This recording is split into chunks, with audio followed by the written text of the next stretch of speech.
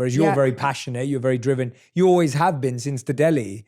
So it's like, if you've cared that much about the deli and the sandwich, obviously you care so much about what you do today. Totally. How do you do that? Well, I think I'm really realistic, because you will have those people in your business that come to work with you literally because, a good American, we are B Corp registered, right? And people feel like they want to work in a company that cares about the environment, that cares about what they're putting out. And you'll get people that care about the mission and the vision and the values. But I don't expect that everybody will care. I know that there are some people that just come and they just want their paycheck. And so for me, I try to separate who I am and what I might need from what somebody else might need. My expectation is that not everybody's bouncing in there trying to kill it for me, right? I'm pretty sure that a lot of these people come in and they do their job and they're working on their side hustle halfway through the day. And that's okay. It's like, that's not for everyone. And I think that as I've got older, I've learned not to put my type of ambition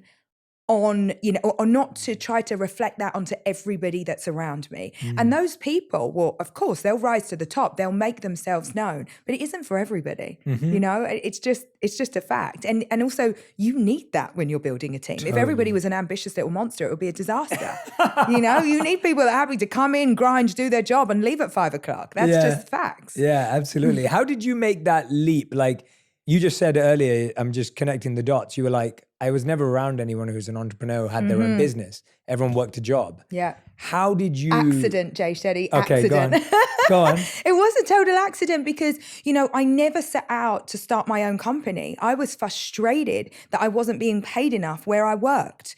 And then was like, all right, well, if you don't like that, then you're going to have to do something else. But I was also acutely aware that no one was going to come and hand me a company on a plate. Like, here's this company to run, you person with no experience, and, you kind of jumped up 24-year-old. And so I was very acutely aware that I'd have to do it myself.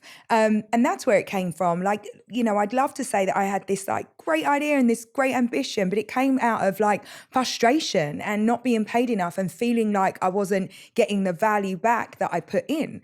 That's the honest answer. Yeah, no, and I think that's very relatable. I think most people are in positions like that, but that doesn't lead to the courage to do it because we feel like, well, what if it doesn't work? Yes. What will my friends say?